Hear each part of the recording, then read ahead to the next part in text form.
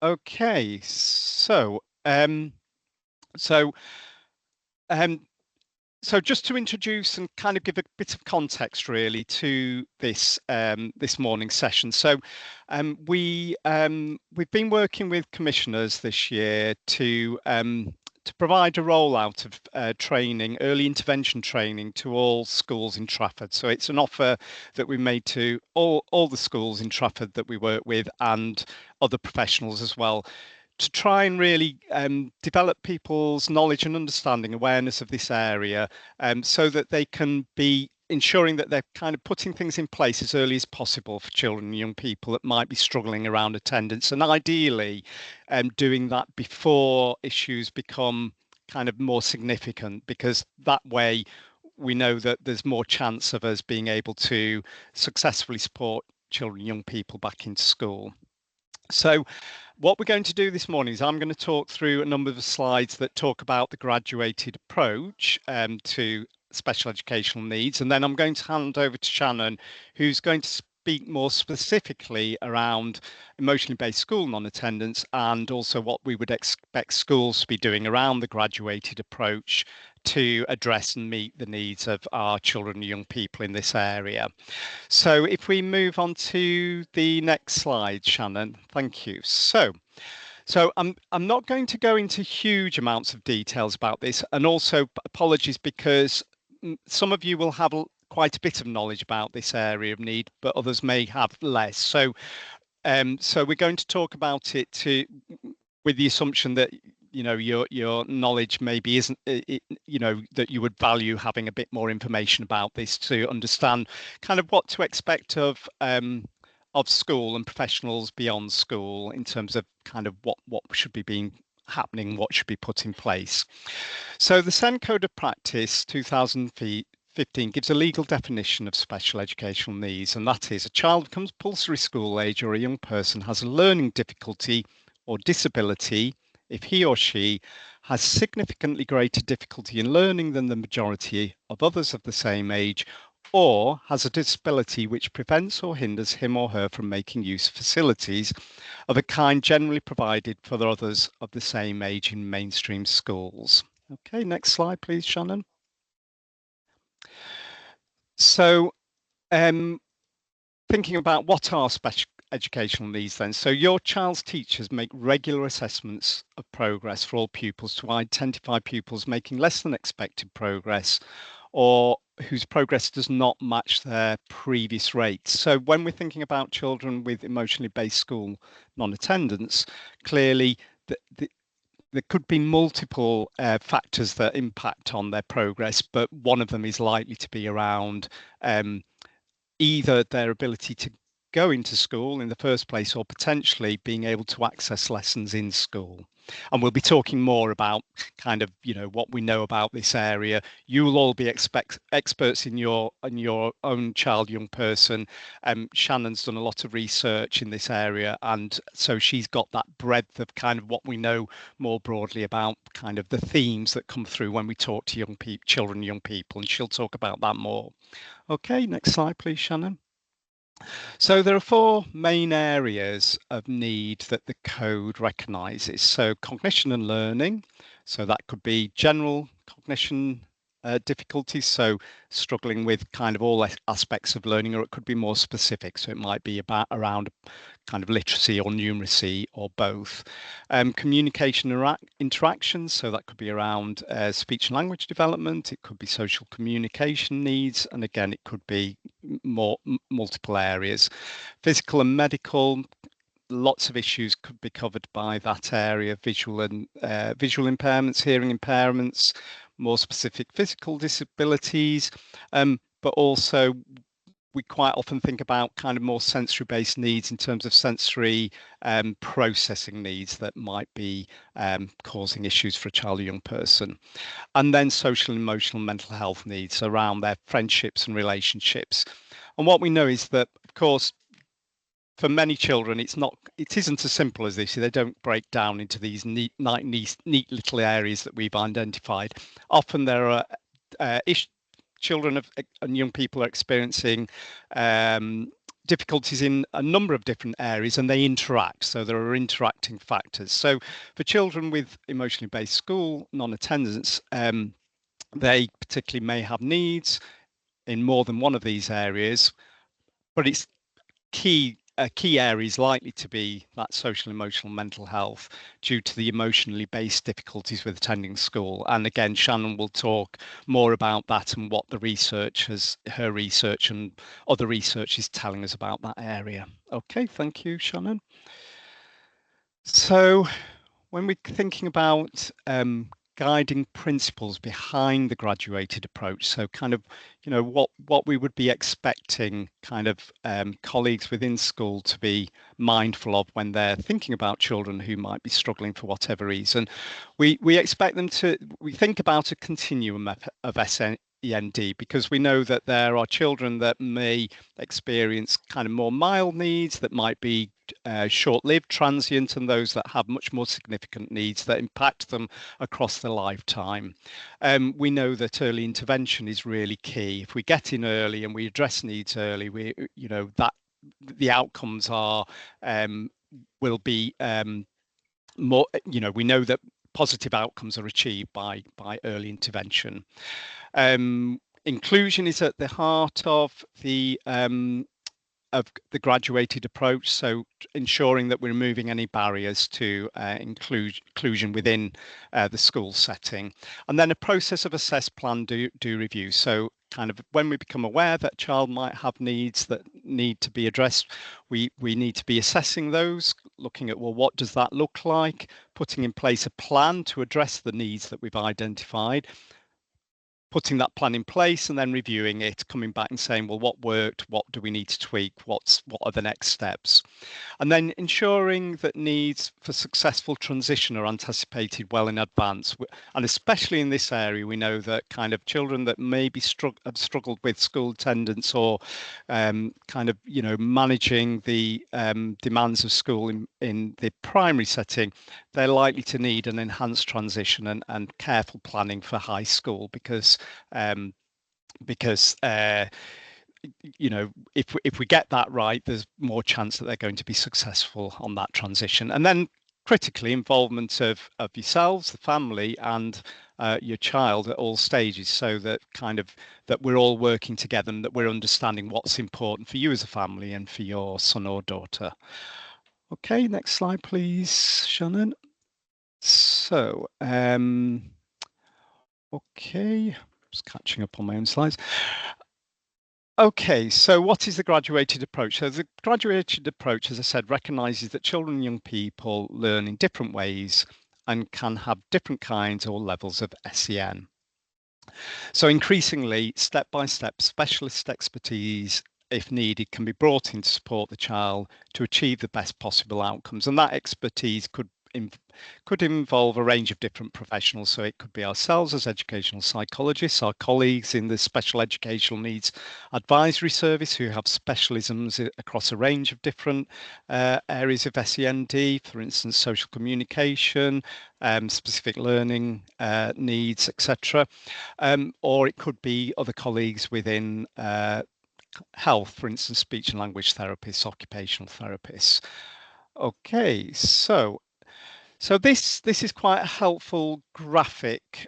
It helps to kind of visually represent kind of the graduated approach and what happens at each stage. So kind of on the far side, we've got universal support. So that's what we'd expect all pupils to be accessing. So often it's described as quality first teaching or ordinarily available inclusive provision. So what we'd expect all schools, all classrooms to be offering to their children and young people, for all pupils, what we know works for all. And if we're putting into place all that quality first teaching for most children, that's going to meet their needs and it's going to allow them to make good progress. However, we know that for some pupils, actually they may need something over and above that. So that could be something that's quite short-lived. So it could be that they fall behind with their reading, for example, and they might benefit from a catch-up reading group. So a group intervention that's put in place. So again, if following that graduated approach, they'd be assessed by the class teacher to have fallen behind with the reading. Their scores might have dropped on standard scores, for example. And so the plan is then we'd kind of look at, well, what does the school have available in terms of its interventions that it can offer? So highlighting, identifying an intervention that is going to meet that child's needs, putting that in place, so that's the doing, so putting in place an intervention for however many weeks is felt necessary, and then reviewing it at the end of that. And if their progress is being, they've made good progress, then it may be that that intervention can then cease and they fall back to universal provision. And similarly for children who are struggling with school attendance, it could be something like that could be the case. So it could be that they struggle with attendance for a period. Maybe something's happened at home that's caused them to wobble a bit, or something's happened in school. Maybe they've had an issue with friendships and they're struggling to get in. And again, we'd be looking at, well, okay, assessing what are the difficulties they're having, making a plan, ideally, involving everybody involved, yourselves as parents and your young person, and then putting that in place and again reviewing it. Has that resolved the issue? For some children, actually, what we then find is that following those early interventions, that actually we're recognizing that kind of they're needing a bit more, something additional. So that's when it kind of moves into the higher level SEN support. So that's kind of the third block along, if you like, which is for a few pupils. So all schools have delegated funding, which we expect them to be using to support children with a range of SEN needs, to address any identified needs and ensure that they're able to continue to make progress. And so again, at that stage, it would be very much around kind of working with yourselves as families, putting in place those cycles of assess, plan, do, review. But it's more likely at this point that we particularly might get involved. So that it might be at this point that they're bringing in the educational psychologists or any of those other professionals I referred to previously. And for some children, with that kind of support in place around them, they continue to make progress with the additional support and the additional help, so that they remain at that level because that's working for them. However, then when we go to the last column, which is where it says very few pupils. This Andrew, is. Can I sorry. interrupt? 2 people that keep popping up waiting in the lobby. Same surname. I don't know if they're. I can admit them if you want, but. I think Shannon's doing. Sorry, I just need to swap screens over because I'm sharing Shannon, slides. I'll admit them as long as they're. Thanks, Eve. There we go. I think I've just let them in. Are they in? Okay. Thank you very much, Eve. Thank you. Okay. So where it goes into that final column where it says high needs provision, that's where we're recognizing that actually the needs of the child or young person are over and above what we'd expect school to be able to provide from within their budget. And that's where we would be looking at an educational health and needs care assessment to look at the child's needs and look at whether actually an educational health and care plan is needed in order for that child or young person to continue to make progress and to make sure that the right level of support is in place. Okay, so we'll go on to the next slide. Okay, so SEN, so I've kind of covered all this, so I won't go over that because I think I've talked about that already. So I've already talked about assess, plan, do, review cycles. So that's kind of just a graphic really to capture that, so to kind of give it a nice visual. So okay, so assessment, so kind of thinking about the different stages, what happens in more detail at those different stages within the assess, plan, do, review cycle. So at the point, so through the assessment, we're trying to understand the context and factors for the difficulties that the child or young person is experiencing. So we might be doing that through observations. So quite often observations may be carried out within school. So the SENCO might do an observation of the class, direct assessments, questionnaires, and softer, more sophisticated approaches. So those, again, are things that school might be doing, but equally, if we become involved, they're the sort of things we might do also. And again, Shannon will talk more about kind of more targeted things that we've developed as a service to support children and young people with emotionally based school non-attendance. Partnership with parents is key. Thinking about specific triggers, things that are kind of, we're recognizing are significant factors, kind of what sustains those or what works, what strategies might work to support the child or young person. And then thinking about the wider special educational needs and environmental needs. So thinking about the kind of the learning environment, and is there anything that could be helpful to look at and adjust within that. And then looking at target and outcome setting and engaging the individual as part of that. So setting SMART targets, so specific, measurable, achievable, realistic, and time bound. And we'd be looking to phrase those in positive terms. So rather than kind of what, for example, what a child's going to stop doing, we'd be wanting to look at what are they going to be doing more of. So it's thinking in a solution focused way.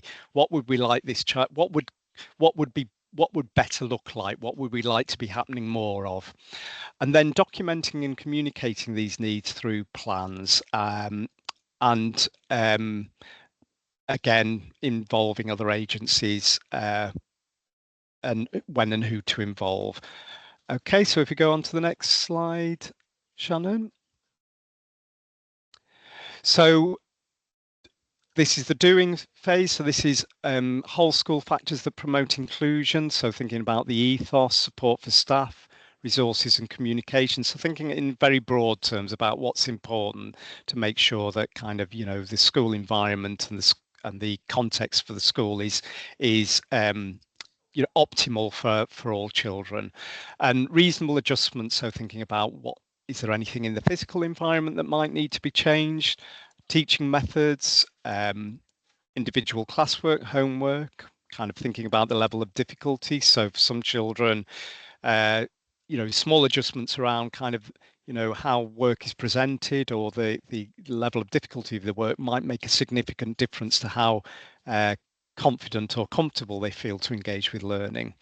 Access to group and individual adult interventions to address any identified needs, and thinking about differentiated social opportunities. Not all children want to be on the playground for, kind of all day, that, all lunchtime. They might benefit from a kind of a shorter lunch break with more opportunities to be involved in smaller, more supportive group activities. Okay, so if we go on to the next slide. So reviews would involve regularly touching base on outcomes and approaches, as well as formal reviews.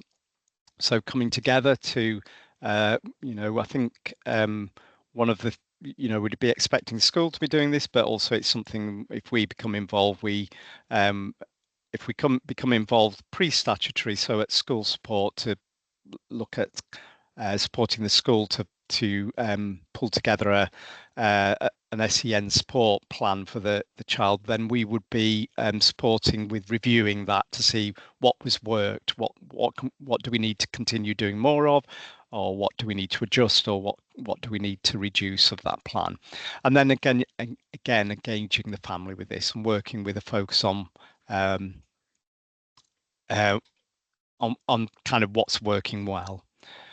Okay, so working together. So at every stage, the views and wishes of the child and young person, their parent, should be listened to.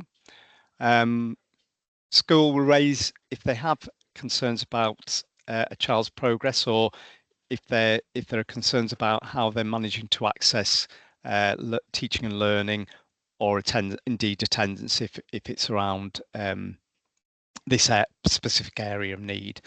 And then in the school class teacher working with the SENCO should support around exploring any concerns further.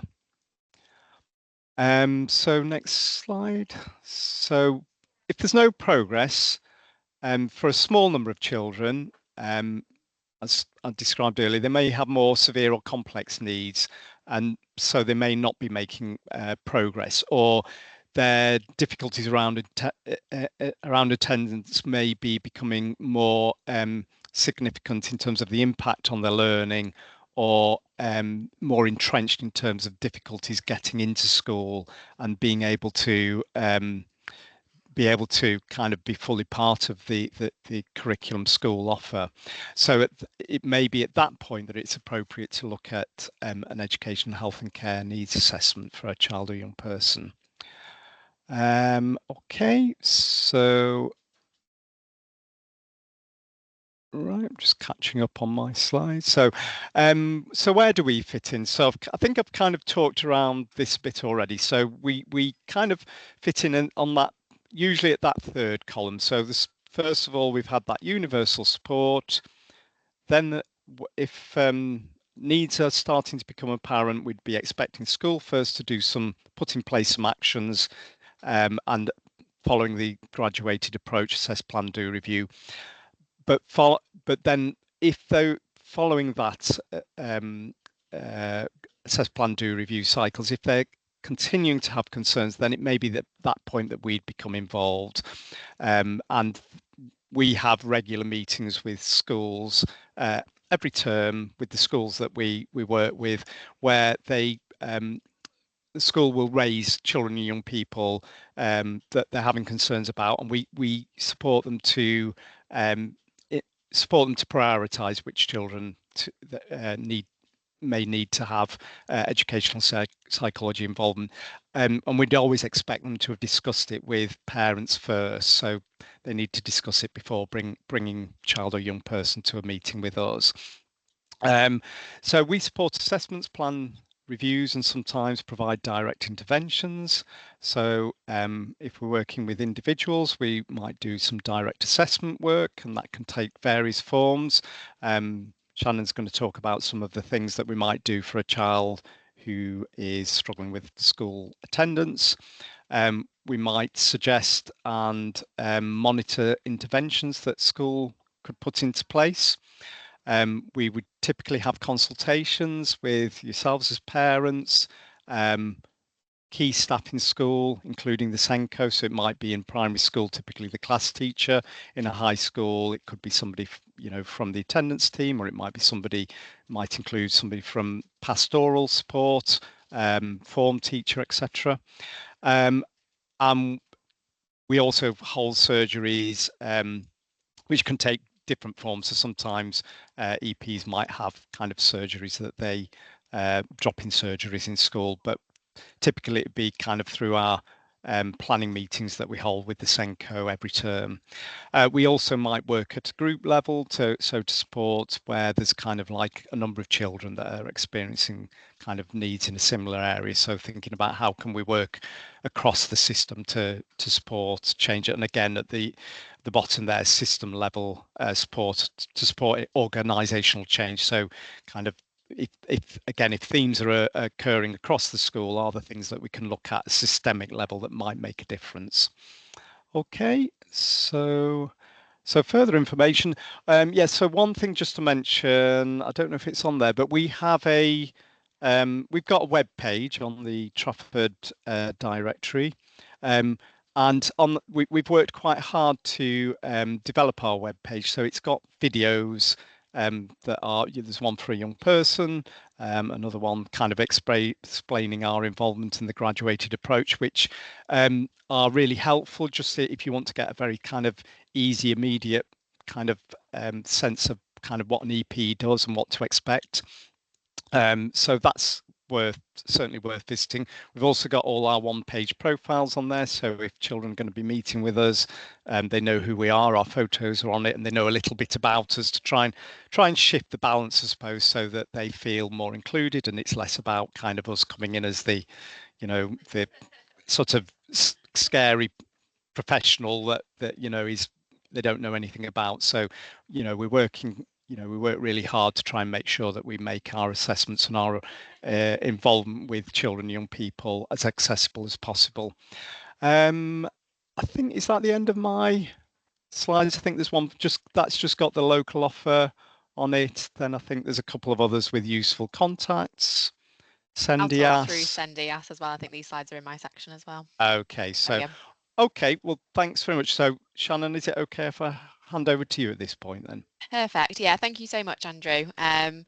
So I suppose the reason we wanted to open with thinking about the graduated approach first is because through our experience in this area and through the national research, we know that a huge number of children who struggle with school attendance also struggle with some sort of special educational need, and the two have a huge overlap. So we think it's really important that where a child does begin to struggle with school attendance or is showing reluctance to attend school, one of the first things we encourage schools to think about is around, are there special educational needs? Are there needs for this child that we're not meeting?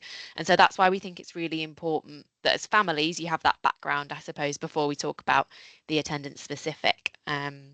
So as Andrew said, this is an area I've done quite a lot of work in. It was the focus of my thesis when I trained as an educational psychologist. And so I spent 3 years at university sort of studying this area. And since then, I've also I ongoing manage our local authority working group in this area and try and support, I suppose, as many people as possible to understand quite an emerging area of research, really. We're always learning new things about how to support children, young people with school attendance.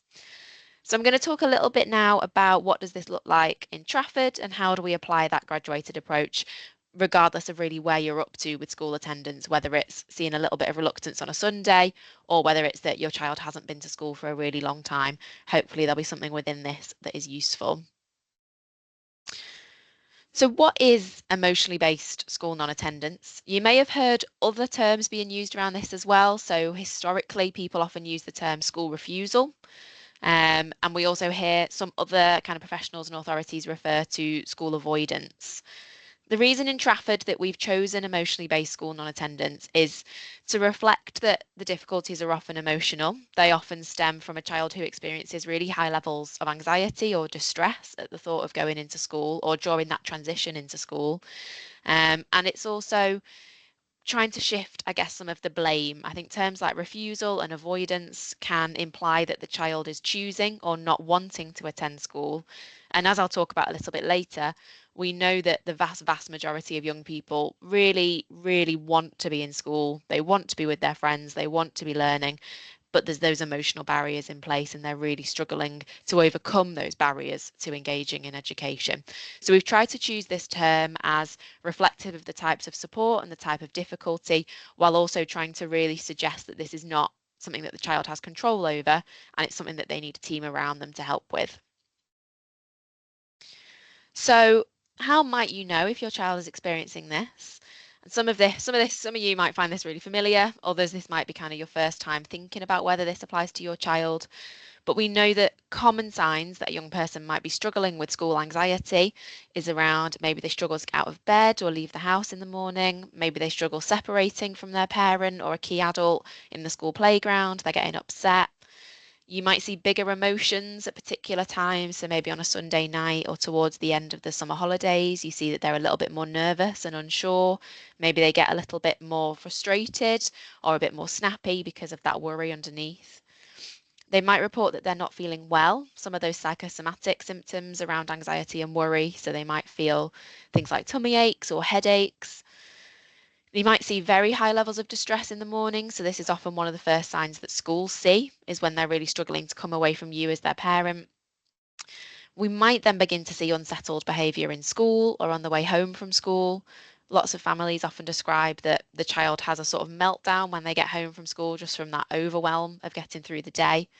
And they might start to struggle talking about or thinking about school, or openly just say they're not happy going.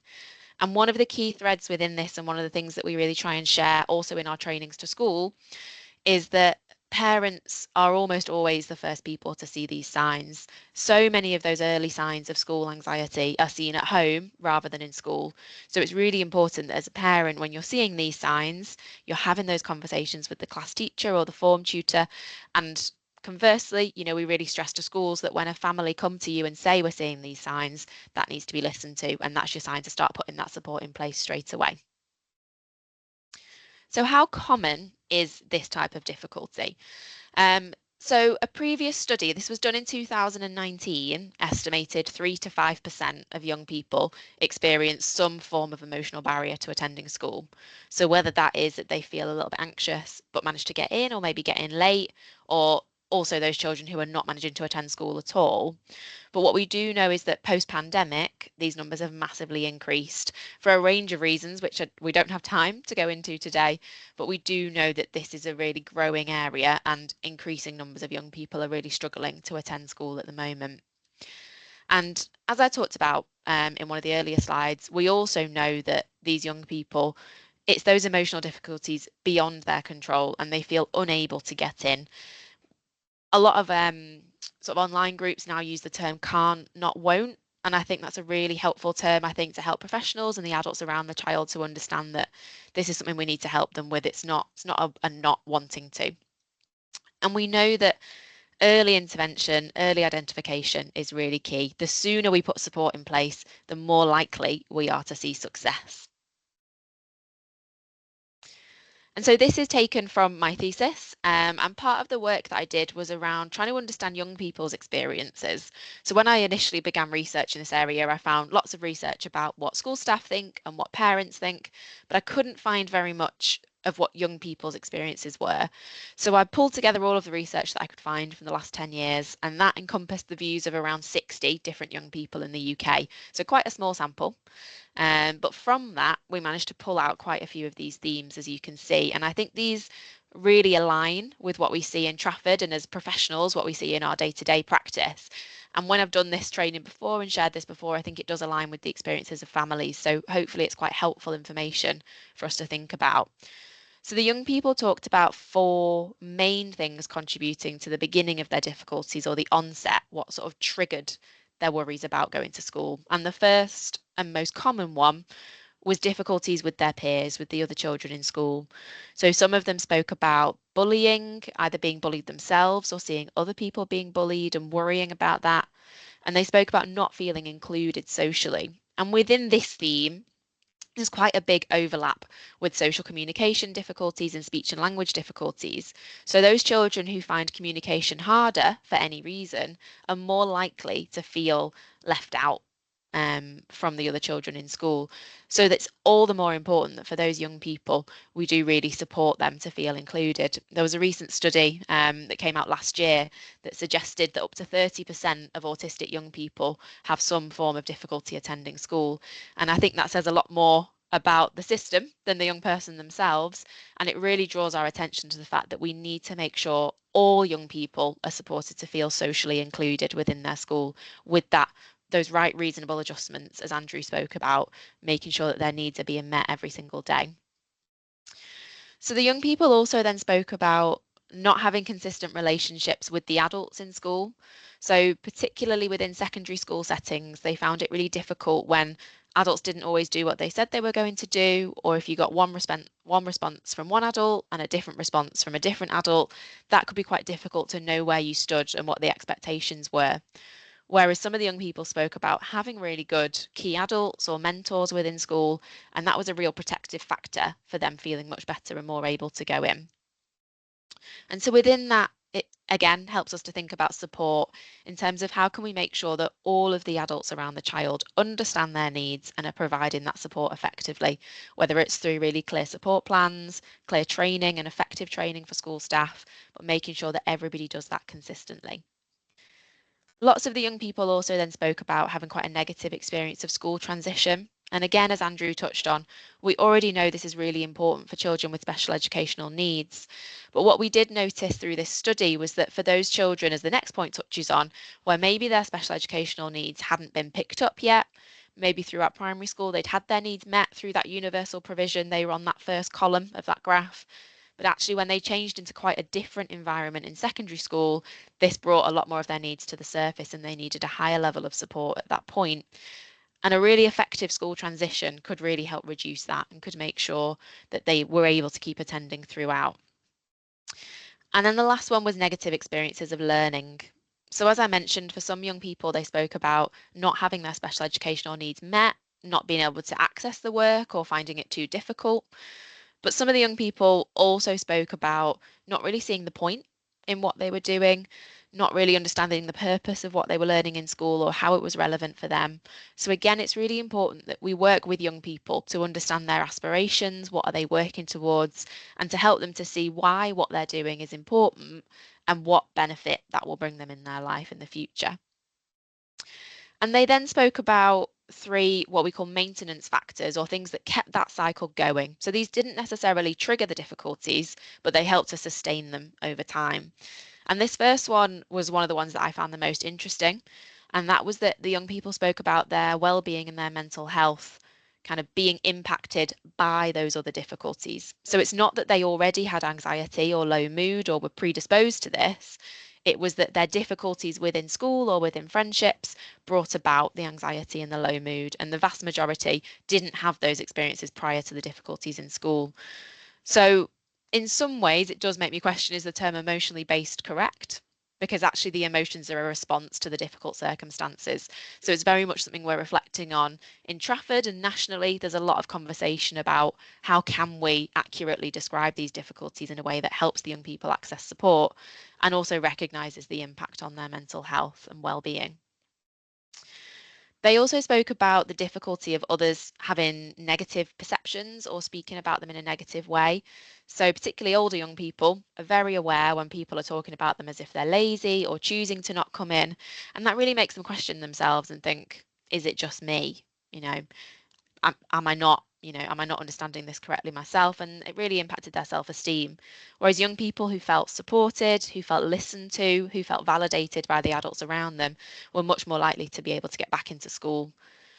And lastly was their personal beliefs about attendance. So lots of the people spoke about feeling ground down, and I just can't go back now, I've been out for too long. Whereas those that had some hope and felt that getting back into school was an option for them and something they were capable of doing were much more likely to achieve that moving forwards. So all of this really helps us to understand, and I'm going to come on to how we respond and how we support young people in a compassionate way that shows our hope and our belief in them in that solution focused way that Andrew talked about, helping them to see that we see a positive future for them and the team around them are helping them work towards that. And I found this graphic, I can't take credit for it, I found it online, but I just thought it was such a helpful visual tool for understanding what so many of these young people are experiencing and what families tell us and what young people tell us.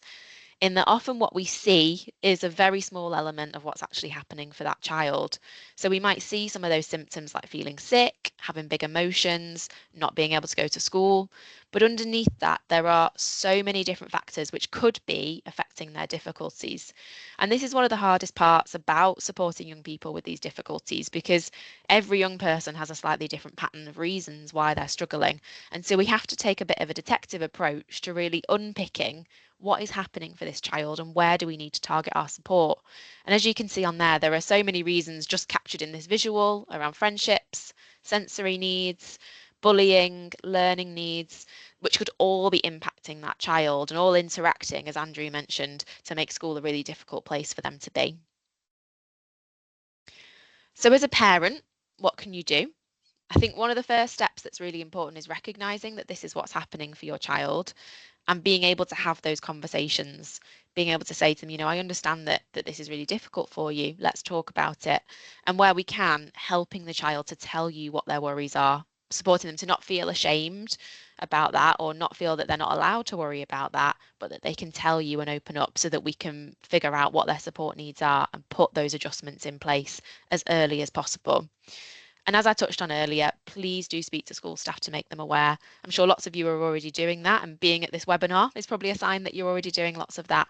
But it's really important that that team comes together and that staff are aware, because often we know that children can go months at school very successfully hiding what they're experiencing, and teachers really don't notice until the parent draws their attention to it. And another factor that we often talk about when we're working with families as an EP is that well-being is a priority. So it's always most important that we prioritise the child reducing their feelings of worry, feeling safer, feeling happier before we put on academic pressure or really focus on those other areas. The well-being always has to come first, because if somebody's in fight or flight mode and not feeling safe, they're not going to learn. We know that long-term memory is impacted when you're in a panic state. So it's really important that the child feels safe and calm before we expect anything further from them.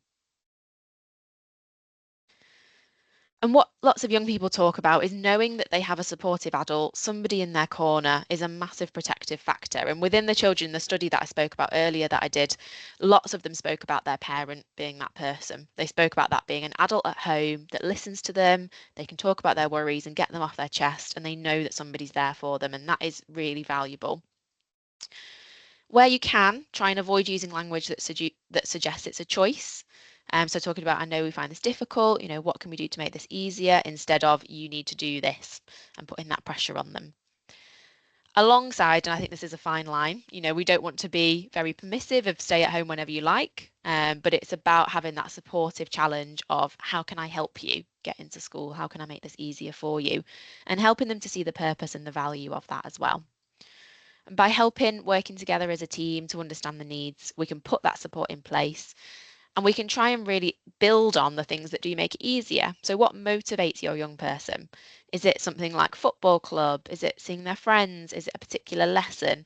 And how can we motivate them to feel more excited or feel more positive about getting into school? There's a few links here, which are a wide range of parent information, which we've pulled together. So we've got a parent guide, which was drafted by colleagues in CAMS. We've got our Trafford Directory page, as Andrew mentioned. Not Fine in School are a sort of community group that work nationally with families who are struggling in this area. And I'm going to talk more about our Facebook consultations very shortly. But I just wanted to include those links for family sort of targeted support, if that's something you want to read a little bit more about after this. But I'm sure what you're thinking now is, what can I expect from school? Once I've raised those difficulties with school, what should they do? And exactly in line with everything that Andrew spoke about at the start of this webinar, schools must follow that assess, plan, do, review approach. This applies within our attendance difficulties just as much as it does with our SEND. As I mentioned, we know that the vast majority of children struggling with attendance, it's because of an unmet additional need in school. So the same process needs to be followed to put that support in place. So what might this look like specifically with attendance difficulties? So the first stage of assessment, as I mentioned, we really have to unpick that iceberg. We have to have a look what's underneath the behaviour that we're seeing. What are the factors making it difficult for the child? One of the tools that we've developed in Trafford, which can be really useful for this, is this questionnaire. So this is page 1 of, I think, about 7 or 8. It's quite long, but it details lots of different factors that we know might influence a child's ability to attend school. And it can be a really helpful tool for adults to sit down and look at together. So the idea is that as parents, you would go into school or you would meet virtually to look at this with a key adult from school, to share all of that information and have that really detailed conversation. We've heard from families and schools that have used it that this can take up to an hour and a half to go through, but that's because it leads to such rich conversation and so much sharing of that information and the family story, the pupils' views, maybe things that you don't know about that are happening in school, and it can help everybody build that shared understanding of what's happening for the child. It's also really important within that to get the child's views. And so we've also developed to sit alongside that a card sort. This isn't it. This is just a generic one from online, but there are some cards which the child can look at, and they might help them to put their finger on what's actually happening. Because sometimes children, young people don't necessarily have the words, or they might feel embarrassed to say it aloud. But seeing it written on a card that's been given to them by an adult might make them think, oh, well, this must be something that is allowed because the adult has given me that as a choice of something that I could say. And then also having those conversations. I think sometimes one of the most important things is for everybody to sit in a room together and just talk about what is happening. Then taking that all information together, it's really important that we make a plan. How are we going to reduce the things that make it harder? And how are we going to promote the things which make it easier? So if we're picturing it as a seesaw, we're trying to readdress that balance so that it's safe and it's easier for the child to get into school. And it's really important within this plan for our accountability and for tracking what we've tried that this is recorded somewhere. Within our guidance document and on the Padlet, which I'm going to share the link for in a few slides, we do have a template of an action plan, sort of at 2 sides that you can print out and scribble on within a meeting that school staff should be familiar with. But schools may have their own templates as well. It's just really important that the plan is recorded somewhere so that we know what is being tried and we've got that evidence of those cycles of support if we need to step it up in future and get more specialist input. And these are just a few ideas of what might go in the plan. As we said, each child's reasons for struggling with attendance can be really different and really varied. So naturally, the support strategies are often very different and very varied. But here are some common ones that we find typically can make a difference. So it might be something like having a soft start or a slightly different arrival into school, going through a different entrance or spending time with a key adult, doing a preferred activity. They might have extra check-ins throughout the day, just where somebody takes them out to a quiet space, plays a game, has a chat. They might have access to a timeout card or be able to kind of leave lessons a little bit earlier. There might be adjustments to the way that the learning is delivered or the learning environment. There might be support with friendships and inclusion. There might be support to complete work from home. So we know that often children who are not attending then worry about being able to keep up when they come back in. So one thing we do encourage schools to do is to send work home. However, this does tend to be in line with school policies, but we do encourage schools to do this where they can. And where a child's not attending at all, it might be around a key adult from school staying in touch, helping them protect that sense of belonging and that social inclusion with school, letting them know that schools still think about them and are really eager to see them when they're able to come back in. And as Andrew touched on, and for all the reasons we've mentioned, it's really important that we do that plan and that we then review it. So often where difficulties are really developing, we might suggest that you need to review that plan up to every 3 weeks or so, because if we're doing strategies that aren't working, we need to change them. We don't want to keep doing them for a long time if we're not helping. And if the strategies are working, then we can celebrate that and try and do more of what works. So we would suggest that where your child is struggling with that attendance, that initially meeting every 3 weeks or so can be really helpful. And as we talked about, as the code of practice says, within the law is working together. So at every stage, the child's views and your views as a parent or carer need to be within those support plans. You need to be listened to. And if you do have any concerns within that, then making sure you're talking to the class teacher or the SENCO so that they're aware of that. And following those levels of support, as we touched on, as you work through those cycles of assess, plan, do, review, that might then be how you end up bringing in other professionals, like an educational psychologist, or it might be sleep services, it might be early help, it might be speech and language, whoever you and school feel might be helpful to bring their perspective and their support in. So as I mentioned, we have also got for professionals a Trafford guidance, which you're welcome to have a look at. That's available there on our webpage.